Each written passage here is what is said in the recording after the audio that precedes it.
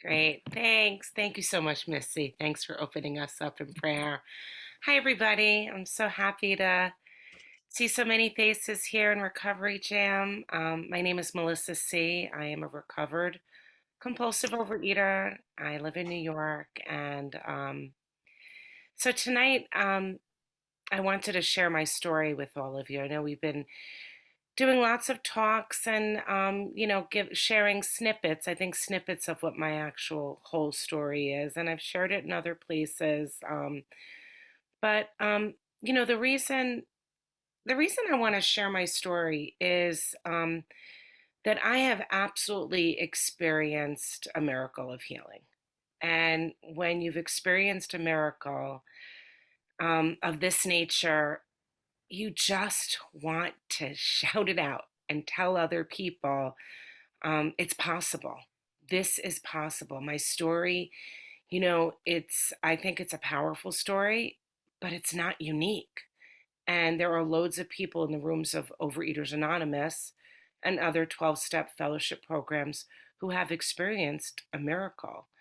And so my hope is to share, just like we're told, how it is that I came to find a relationship with God, how it is that I came to know God, for God to, reside in my heart and change me in a way that is profound. And really, what happens is it drove out this relationship that I have established with my Creator, has completely removed the desire, the magnetic pull that the food has had on me. And so, for anybody who's new and who's wondering, is this possible? I'm here to say it is. It's not only possible, we're actually told we're guaranteed. We're guaranteed, right? That this can happen. So that's what I really want to share with you. I when I share my story, I usually like to share my pictures, because what happens when I share my pictures with people who've never seen them before, um, they they lean in a little closer. They listen just a little bit more, because I'm quite lucky in the sense that my miracle is visually noticeable. Other people have had profound, huge emotional rearrangements, big changes, but their bodies don't necessarily shout it. And so I think if you're of the type that I am, who is morbidly obese, I believe I have a responsibility to share the physical transformation, um, because it hopefully gets attention, not for me, but for the power, right? For the power, capital P, which could do this, right? The only thing that could do this. So I'm going to share my photos, and then I'm going to kind of run through what this is, right? So um, this was me when I gave birth to my daughter. It was not the beginning of my story of being a compulsive overeater and being overweight. But what's important about that picture, why I like to share it, is I was really, really, really happy there. And I thought that happiness was a cure for this, because I was happily married, new baby, and I thought I'm certainly going to be able to lose the weight, right? This weight that I'd been carting around. And I thought I would certainly stop eating compulsively because I had a new baby. I had magical thinking. I thought baby was going to magically cure me. Um, but here I am in the next picture. She got older and I got larger. So it didn't work, right? And my husband and I have been happily married. It's going to be 25 years. And having a good marriage didn't save me either. Happy baby, happy marriage wasn't a solution. What we did throughout the years was we ate out a lot because I was owned by food. And when food is your master, food tells you what you like to do. So I thought, I like going out to dinner. I thought that's what we enjoyed. And food was my recreation. It's what I did for pleasure. but it crowded out all other aspects of my personality so that I didn't even know what I liked anymore, you know? And here was me through the years. You know, in the red shirt, I was having a party at my house that day. And I really didn't look like I was having a party. I could barely brush my hair. My house was a mess. I'd like to think that my house is much neater today. Sometimes, but I was a mess there. I was a complete mess. In the picture next to it, in the sunglasses, I was on a vacation, and and I was really happy there. I was abstinent, and I picked something up on that vacation. And the later part of the vacation, I wasn't smiling quite like this. Um, this was me with my sisters and my sister-in-laws, and I often would be at family events with a drink in my hand and food in my pocket. You know, I had to drink a lot. I felt like at these events, surrounded with family that loved me, I have a big, loud, overbearing, opinionated, loving family. And the way that I describe them is me. You know, we're all kind of like that. We have opinions, we have perspectives. And I showed up at all these events with like a barrier between me and the people who loved me. I felt like there was a wall between me and them.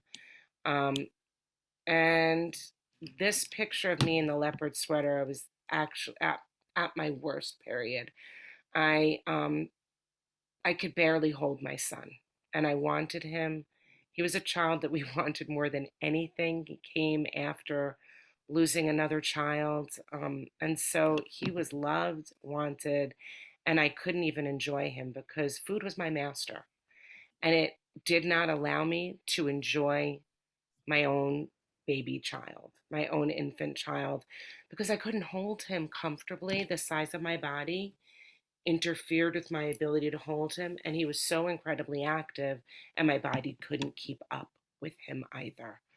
Um, and these are more recent pictures. Of course, now he's even older, but this is, you know, this is what happened to me. This is as a result of working the steps. The picture in the gray, I show it because I was actually recovered at that point. My body just hadn't caught up yet because it's a process. When you're morbidly obese, the weight doesn't come off overnight. And part of my addiction was actually to quick fixes and schemes.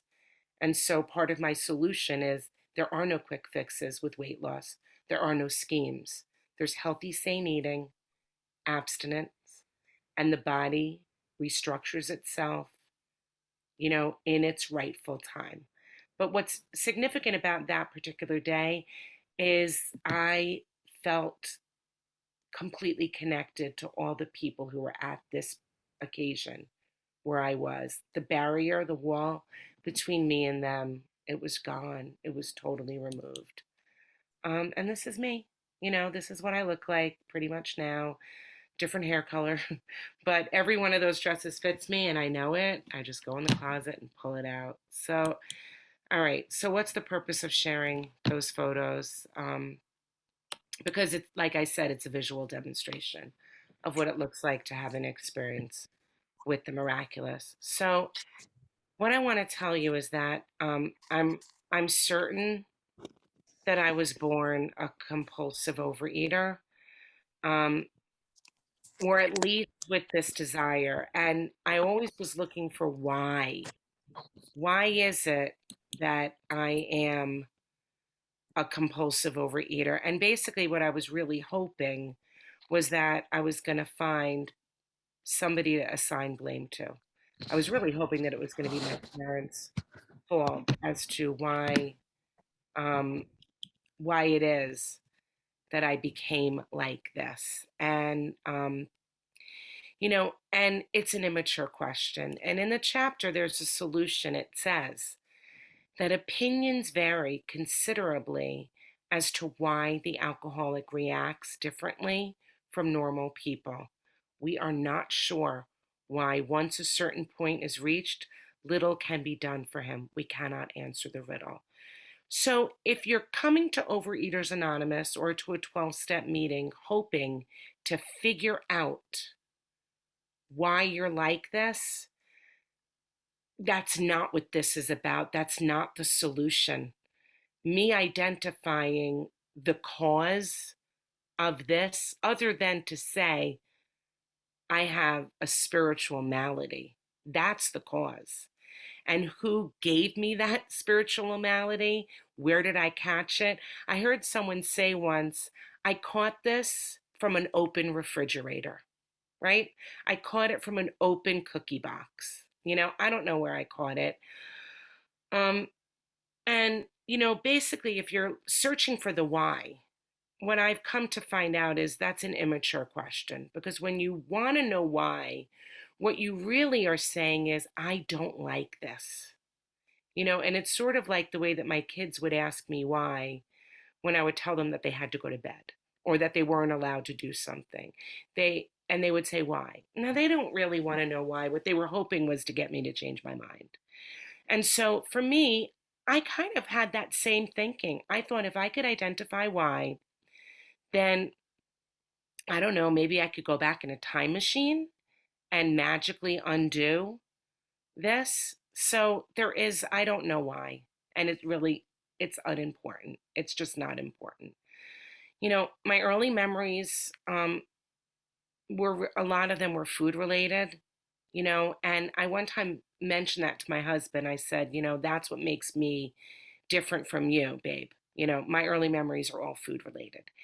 And he said, I don't know that that's what makes you different, because I have a lot of food memories as a kid too.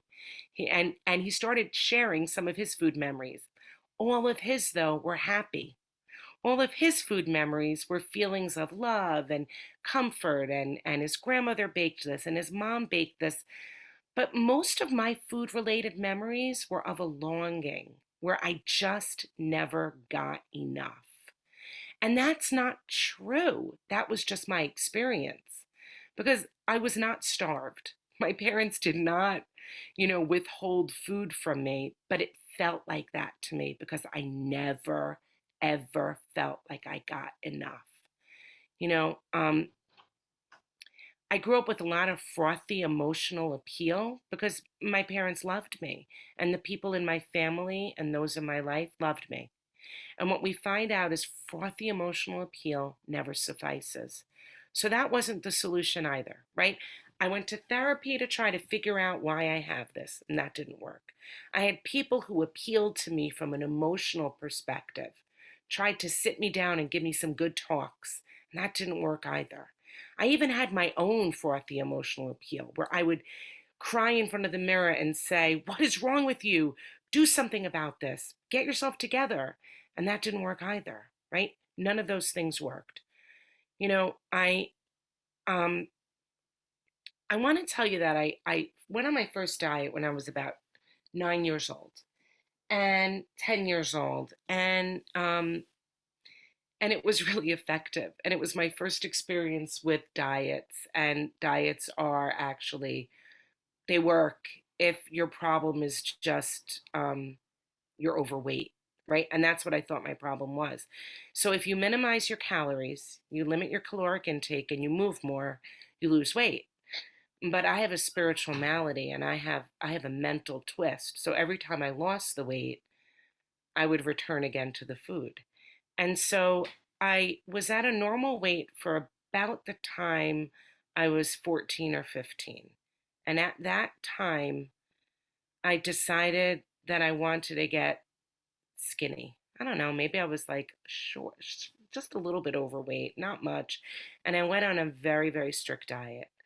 I basically starved myself, and I lost a lot of weight, and I lost it really quick, and I got really skinny, and it felt amazing. And then something happened to me. What happened was I crossed this weird line. I remember the day I came home from high school, and there was something in the freezer, and I ate it. And then I ate the rest of the box. And something happened to me that day. I don't really know what, but I crossed a line, and I gained 100 pounds in high school. I mean, that's what happened to me. I went from thin to obese in a very short amount of time. You know, in the chapter more about alcoholism, it says our drinking careers have been characterized by countless vain attempts to prove we could drink like other people. The idea that somehow, someday, he will control and enjoy his drinking is the great obsession of every abnormal drinker. And that was my great obsession. I first came to Overeaters Anonymous, it was almost by accident. I was in my early 20s, and I found out some important information. I found out about an allergy of the body. Um, and but I was given a food plan at that meeting, and I was also given a big book. And I took the big book and I shoved it in a drawer, but I studied the food plan. The food plan was, I would say, what happened for me was abstinence became my God, and my food plan was the religion I practiced to get close to this God, to get a relationship with this God. And while abstinence is important and having a food plan is a great way to ensure that you're abstinent, that's not God. It wasn't enough. It's not a sufficient power. And so what happened for me, I lost the weight just like that because I was young and I was properly motivated. And here's what happened. I fell victim, which practically every alcoholic does, that his long period of sobriety and self-discipline had qualified him to drink like other men. And like him, I gathered all my forces and attempted to stop altogether and found I could not. There's the story of Fred, and everything for him was going great. And it says on page 41, physically I felt fine, no pressing problems or worries. It was the end of a perfect day, not a cloud on the horizon. And what happened for me was I had been abstinent. I had lost a lot of weight. I got thin. I got all the things that I wanted. I had motivation at that point in my life. And I met my husband, which is what I wanted. I wanted to lose weight so I could meet a man, get married, and get a good job. And that's what I got, right? I got all those things, check, check, check. But you saw the picture of me with my daughter as a baby with my husband. So having a good marriage and getting those things, it didn't work. And I went on my honeymoon, and like normal people, I looked around and thought I was normal. And I looked around and I saw the rest of normal looking brides, and I thought I was one of them. And I picked up a frozen tropical drink. And just like what happened to me at 14, I gained weight just like that. Um, and how did I had this tremendous experience with powerlessness because, well, while I was on the honeymoon, I didn't want to stop eating. It was fun. We were having a good time. So I didn't know that I was powerless at that point. But I came home. And on that Monday, I thought for sure I could get myself right back on this religion of food plan that I had practiced so I could get back to my God of abstinence. And they were nowhere to be found because I had no power. I had no relationship with God. I had a relationship with diets, which is basically what it was. And it didn't work. No thought of God there. Only reliance was on myself and on my intelligence. That's what I kept trying to appeal to, my own intelligence. This went on for many years, up and down and up and down. And what I want to say is that I never once considered that God would care about me and this food problem. I just seemed like I missed that. You know, um, I didn't think that God was concerned with me and food. I thought God was really busy solving, or in my small, narrow mind, not solving the bigger problems of the world. Because I looked around and I thought, he's not doing a very good job. So why would he even care about me and my food? He certainly doesn't care. And I want to say, I want to impress upon anybody that I don't feel that way at all anymore today. God has entered my heart and lives in a way which is indeed miraculous. He has accomplished the thing inside me that I could never do for myself. And I don't believe that God ever intended for me to live that way, ever. I don't think God wants anybody to live that way. You know, um, I came to OA again, right? And that was 12 years ago. And I followed partial. directions. And I got partially okay for a bit. You know, I had some bursts of recovery, um, but I didn't know that I could recover. I sat at meetings where people loved me. They were kind. I'm so grateful for that because if they weren't, I wouldn't have kept coming back. I know that.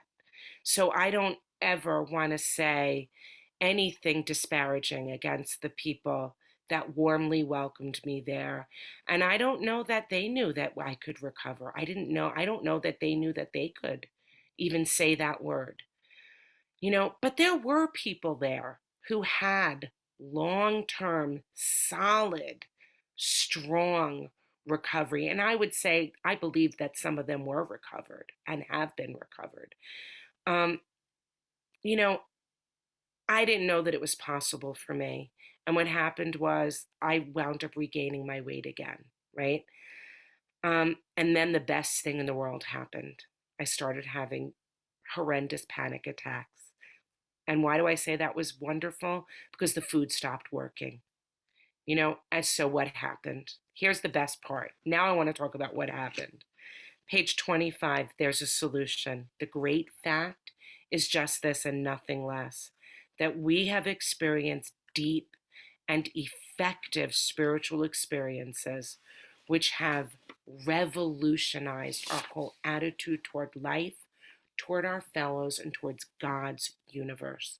The central fact of my life today is the absolute certainty that my Creator has entered my heart and lives in a way which is indeed miraculous. He has commenced to accomplish those things which I could never do by myself. It goes on to say that in that chapter that we pass into the region for which there's no return through human aid. And at that point, we have only two options, two choices. One, go to the bitter end, blotting out the consciousness of our intolerable situation as best we could, and the other is to accept spiritual help. I'm so glad I reached that point where the only choice I had was to basically eat myself into a food coma or reach out for help from God. What happened for me, I didn't believe in God so much at that point. I didn't think I did, but I remember the day that I cried out to God. I didn't even believe in God. And I cried out. I said, God, help me. I'm screwed. That's what I said. And not long after that, I began to really take this program of action seriously. And what happened for me was God put me exactly in the path of somebody who I knew loved God, spoke about God, worked a program that was serious. You know, um, she was someone that I had always avoided before in the rooms, right? Remember I said there were lots of people there who looked really recovered, who definitely sounded strong, and I avoided those people. Well, not that day. I think God knew exactly what God was doing. He put me right in a store where she was. And the only way that I could describe what happened was, see, normally if I gained weight, I would avoid people, right? Who knew that I had gained weight. I would have ducked down the other aisle. But what God did for me that day was God walked my body over to that woman. It was like something just walked me right there. And my mouth opened and I said, I need help. Help me. There I was in the middle of Lowe's departments, Lowe's home improvement store. No plan of asking for help that day. And it came out of my mouth, asking for help. So what did I do? Right? Step one. I took step one. By the way, step one is more than just admitting I have a problem with food or specific types of food. Step one means that I embrace a very specific concept that we find in the doctor's opinion, and it comes at the end of the explanation about the allergy, which I had always missed before because I was so focused on the allergy, this idea of the allergy. But right at the end of that explanation, it says, this phenomenon, as we have suggested, may be the manifestation of an allergy which differentiates these people and sets them apart as a distinct entity. Step one means that I absolutely accept, not only accept, but I embrace the fact that I am different, that I am distinct, that I am separate. And what I would say is, you take a piece of paper and you fold it in half. And if you put that, you kind of crease that paper real good, you can't uncrease that paper when you open it back up. That line in there is forever. It's a permanent line, cannot be eradicated, cannot be erased. I'm distinct. I live on one side of the page where I have a very specific set of rules and the way that I must live, and I no longer fight that. I actually 100% accept it because in the beginning it was because I had no other choice, because it was either food coma or accept where it is that I live with a set of responsibilities in order to live in any semblance of freedom and happiness. Step two, okay, here's something, right? It says form your own conception. So remember, I said I wasn't even sure that I believed in God, but I cried out for help from God. So I want to tell you that deep down inside every man, woman, and child is the fundamental idea of God. It must have been there because I cried out for help from God. I didn't cry out, help me diet, help me food plan, help me. That's not what came out of my mouth. It was help me God, right? So, you know, and yet, even in my recovery work, I wasn't interested in God. I had a little smug, superior attitude. I thought myself too smart for God. Can you imagine? I was over 300 pounds, breaking toilet seats. I mean, that's my story, right? I ate till my mouth bled. My last binge, my mouth bled. Somehow, I thought I was too smart for God. Like, I had such arrogance about me. But I do remember thinking, I learned in step one that my mind was broken. And I remembered thinking in step two, how could my broken mind come up with my own concept? Like, I was like, really? You're telling me my mind is broken and now you just want me to make up God? You know, and what happened for me was I heard my Father's voice. God is so creative. I think God knows exactly how to reach me, how to reach all of us, what's going to work for me. And what worked for me was a familiar, loving voice with good direction. And it was the voice of my father, who was no longer alive. My dad's passed, but I had a really loving, wonderful dad. And the voice I heard in my head was, don't be so smart.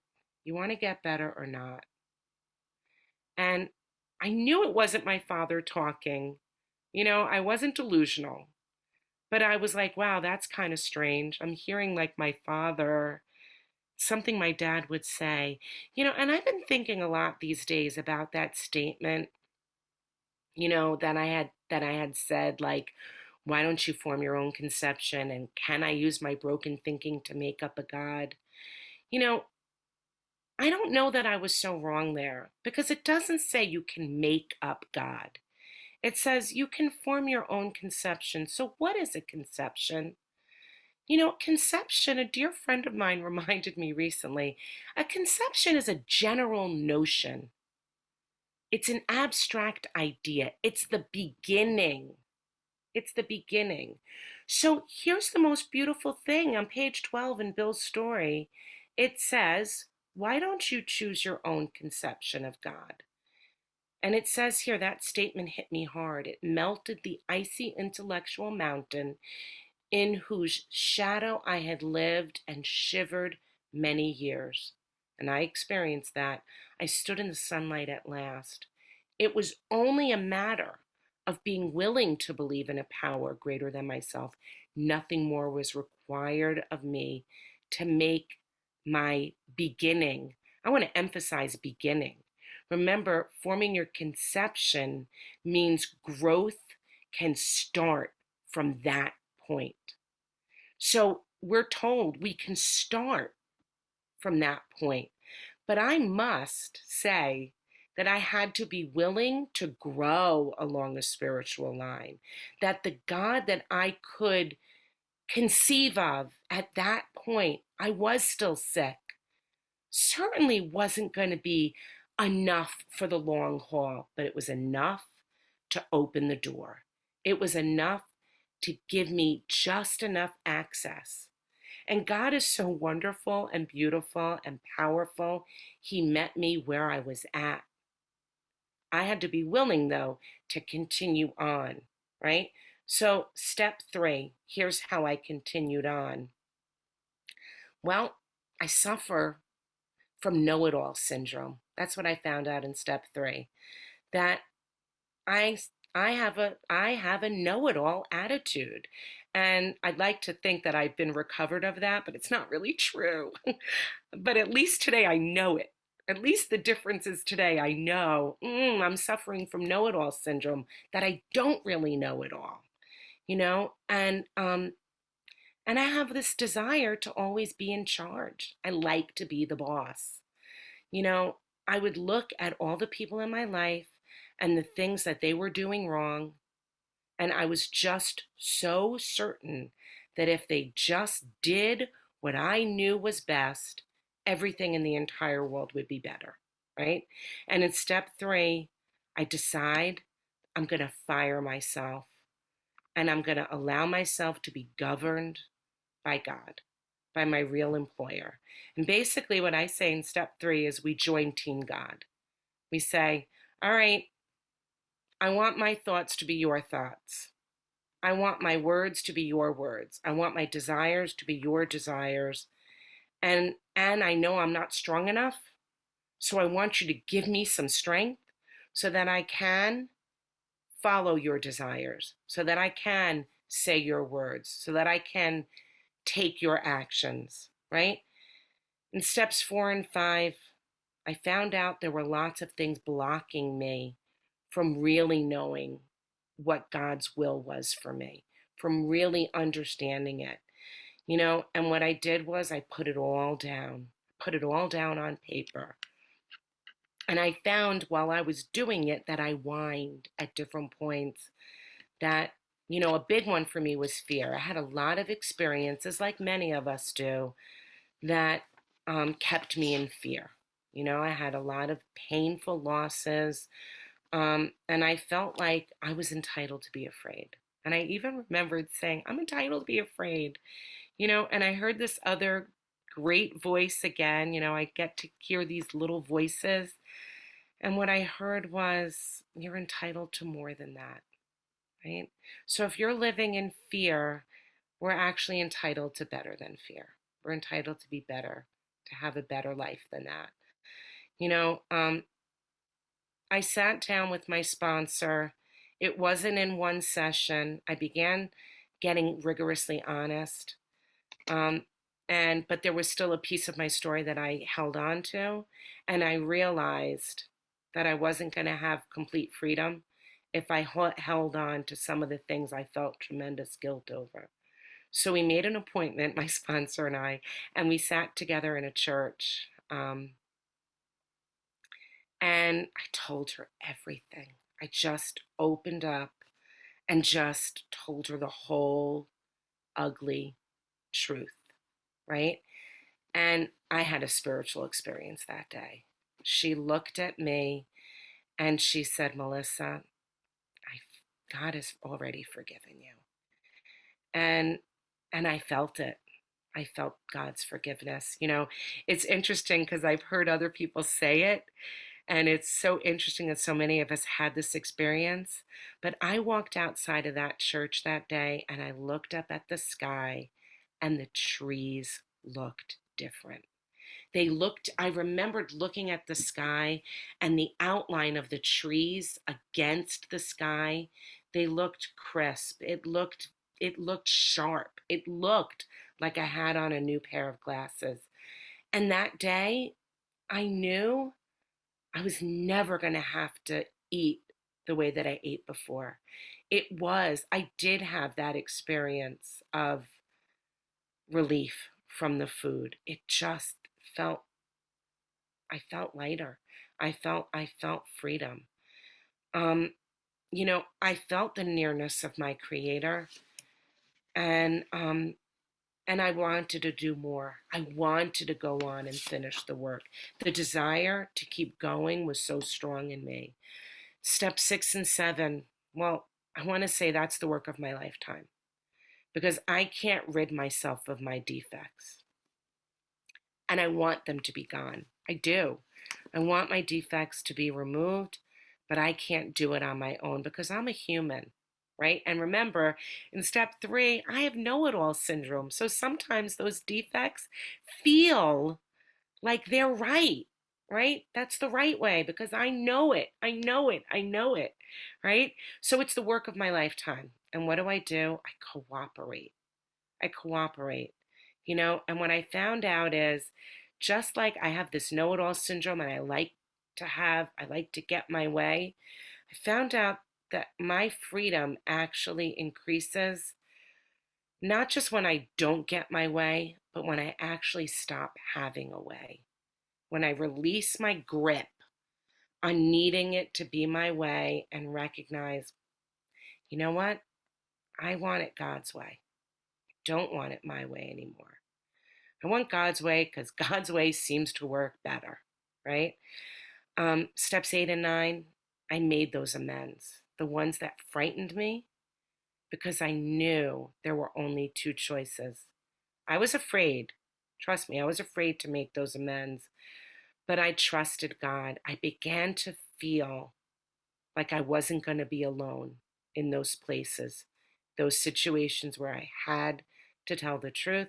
And I want to say that, although I felt God's power rush in step 5, in steps 8 and 9, really in step 9, I felt like I met God when I made those amends. I just began to have that real relationship. And I think of it like this: if you want a relationship with someone, anyone, relationships strengthen when you rely on those people. When life is giving you difficult circumstances and the people are there for you through those difficulties, that's where the relationship you get bonded to them. And that's how it sort of felt like for me and God. You know, I leaned into God and God's power was there. I didn't feel abandoned. I felt strong. I felt, his strength flow through me. So I made those hard amends. I made hard amends to coworkers. I made a hard amends to an aunt. I made amends to my own family, my children, my husband, and those amends continue. I live those amends. I practice those amends. Um, Steps 10, 11, and 12, it's not just a catchphrase. A lot of times you ask people, like, what steps are you in? Oh, I live in 10, 11, and 12. Yes, but it's not just a catchphrase. It's actually the truth. Step 10 is I take inventory. I look at myself, self-examination. Um, I don't live in my resentments, my fears, my harms. I'm open to improvement. I'm open for God to improve me, right? 11, I pray. I pray and I meditate. And I've actually found I love that quiet time. I wouldn't give it up. I love my quiet mornings with God. I love to meditate. I think it's the best part of my day where I really get to feel that intuitive, spirit. I get some inspiration, not always, but more and more as I seek it. Um, and step 12, this is it. Step 12, I love carrying the message. I feel this is a joy. When we say, that this is the bright spot, no joke, no joke. Like, I love doing this. I think, you know, I would say, as a know it all, as someone who was always a know it all, I always liked to talk. I always needed to be told, shh, shh, like be quiet. And here I feel like God said, you know what? You like to talk? Good. I'm going to give you something to talk about. Here's what I want you to talk about. I don't want you to talk about your boss anymore. I don't want you to talk about what your sister did. Here, this is your topic. Run with it. Do this topic. Do this talk. You know, um, so I think it's just an incredible thing when we get an opportunity to live in agreement with our purpose. And I'm really grateful to have a story to be able to share with you guys. I hope that it inspires, that this works. This program works. If it works for me, it absolutely can work for anybody, and I do believe that. And thanks. With that, I'll pass.